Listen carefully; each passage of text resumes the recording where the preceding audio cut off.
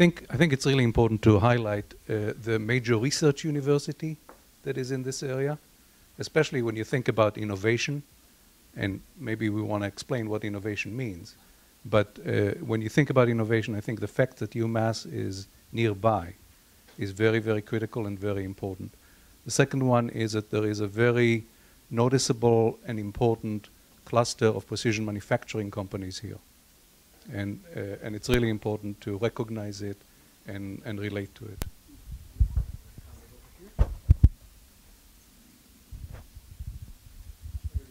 I'm Nancy. I'm a resident. Natural resources, architectural resources, human people resources. We have a lot of young people, and I agree that it would be nice if they could stay, you know, once they have an education. A lot of opportunity for education. One thing that I don't think was mentioned is that the way the city was planned and built, that pattern is in putting us in a good situation for a transit-oriented, walkable city. We also have, I think, the absolute best farmland in the entire country in the Connecticut Valley, and that's an important resource. So I think if we kind of really look to that dense downtown pattern that we have and encourage more mixed use and living and working and really create a dense, vital, small city, then that'll allow us to preserve some of the natural resources, the mountain, the river, the farmland. And it was kind of planned and built that way in the first place, and I think there was a lot that worked then that will work again now as we want to be driving less. Dan, I know you've been taking a lot of notes, and I'll get you up. I'm going to call you in a minute. We've got about 5 minutes to drill down, and I know you're working on the SWOT. Be right with you. Yes, please. I wanted to mention two things. One is that there is a huge reservoir of bilingual talent of young people, particularly in the 4 census tracts downtown, that with workforce training could be tapped. And I think the fact that many of the residents are bilingual is an asset that we haven't really acknowledged. And I also want to mention the presence of the arts in the Victory Theater project. Great, thank you. Dan, you want to follow up on a few of these? Well, I guess I want to, so no one specifically said the computing center, I don't think, as an asset. Maybe that's probably implied.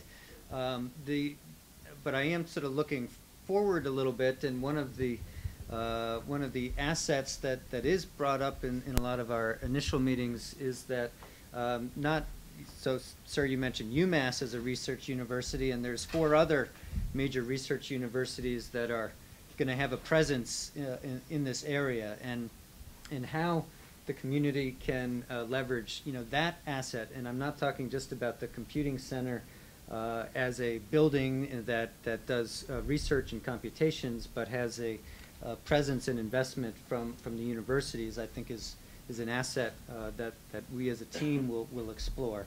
So that's one that I wanted to mention. Okay. Others? And then the other that comes up with some frequency, and Alan hit upon it at the beginning, is the low cost renewable energy as an asset. I think that the next question that often comes about is, well, if the computing center is using a lot of energy, is that a threat to that asset? I think one of the jobs of this study may be to go a little bit further, working with Holyoke Gas and Electric and other stakeholders in terms of the communicating the plan for renewable energy, low-cost renewable energy into the future. And Jim, I don't know if you want to say anything more about that now, or if that's something that we work through as part of this process. But I know, it's not only the hydro facilities.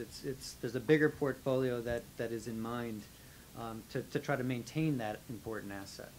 I think the one thing I just comment on at this point is maybe just comment to dispel the myth that once the HPCC sets up that there's no more cost-competitive renewable energy. I mean, that's going to be a significant addition to our load, but we have been mindful of the fact that it would strain our resources. But we've also been working on a long-term plan to keep ahead of it and to meet the scalability issue several times over. I mean, and that plan is a work in progress, and policy and other issues are going to play into exactly what we do and how quickly we do it.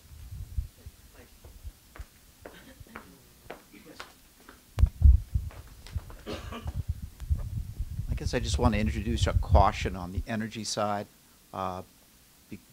and point out that the High Performance Computing Center is coming to Holyoke because of very inexpensive power, but generally speaking, power is not cheap in the rest of the region or in New England in general. I just came back from a trip to North Carolina, and they were quoting 4.5 cents per kilowatt, so that's about half. So I think we got to be cautious about some assets are very specific to Holyoke. Some sort of are in stereo. They're shared at the regional level as well. Can I transition into the next question? Nobody mentioned the fact that we have Westover as a huge airport. Both Westover and access to Bradley are simple here compared to what they are in Boston and other places.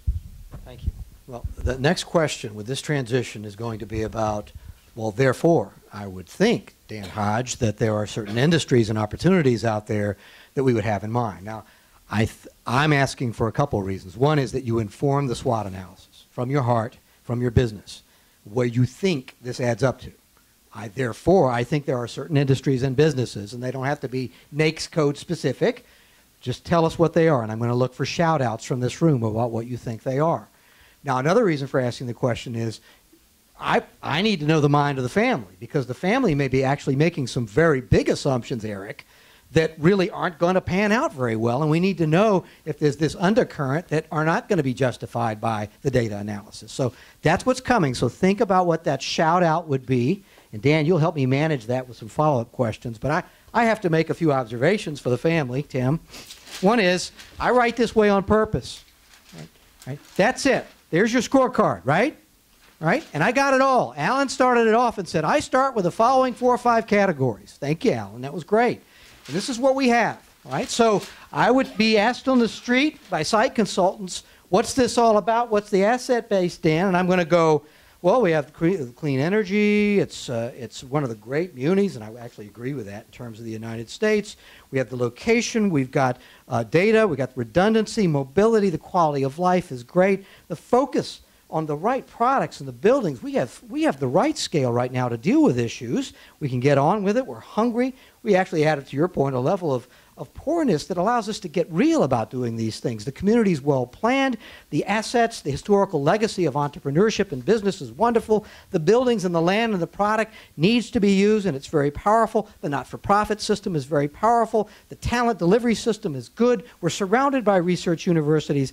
The ED proficiency, the economic development delivery system, is actually pretty darn good. We know the business that we're in. We've got this great legacy. The knowledge factories around us. It's generally affordable. It's scalable. We have medical. We have a quality of life. We are hungry, etc. And it's true, right, Patrick? Everything I just said is true, but it's true to the family. And so I'm going to come back and go, pick 2 and prove it to me, please. And the proof's in this. Let's use not-for-profits. Where are they stepping forward in terms of policy management and intervention that makes this community a wealthier, happier, better educated, safer place to do business? Now, in our hearts, we have the answer. But if that's a lead, if that's the point of the spear, answer the question. Show me. Show me. If the buildings and the products are the best, show me what they are. And this due diligence that you're going to go through for 9 months is going to say, we're going to hone these down. And I actually have one proof. He's right there. Got one proof. Good job.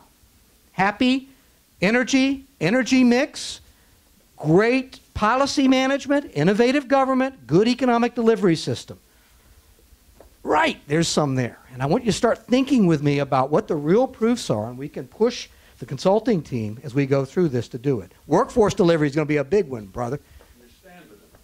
What's that? You're standing in it. Oh. You want proof. Right. You're standing in it. This. Beautiful. Beautiful. Wasn't here a year ago. Good. Wasn't 10 years ago. It was an empty building.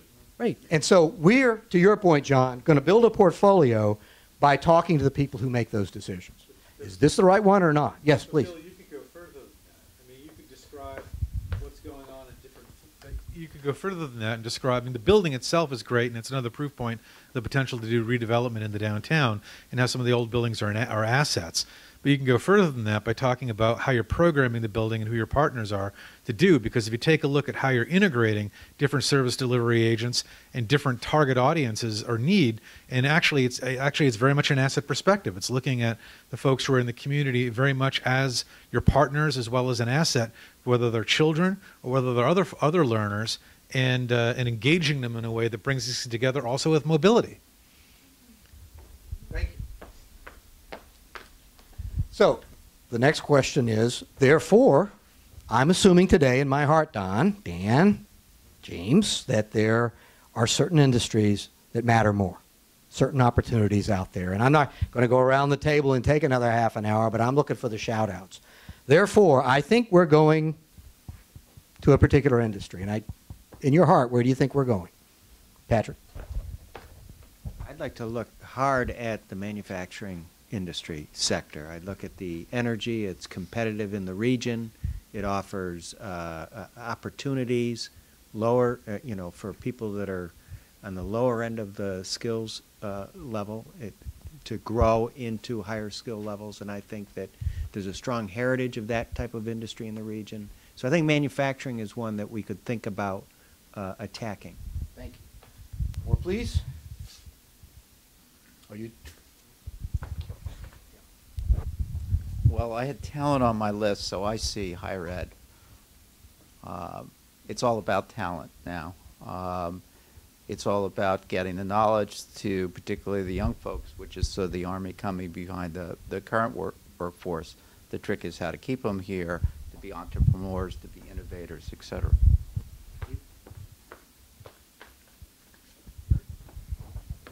I'm fine. I hit you guys. Well, we have an excellent medical system in place to be able to help you. And actually, you wanted a proof point, John. Now you can get your proof. Entrepreneurs and startups, I think there's actually, in just by my observation, a number of them in the tech community. Oh, here. Hi, Kip. I mean, we've been talking to them regularly, and we're starting to work with them. And I think there's evidence of people who are who live here, who've moved here, who are coming out of the universities, who actually are successfully able to develop startup companies. So actually, as a matter of fact, I guess as a key point, I'd say, it's not always just about who you attract. I mean, Pat, same thing. He's talking about, we already have a world-class precision manufacturing industry in the Pioneer Valley. So the real question is testing the opportunities for growth and how Holyoke is positioned within that marketplace.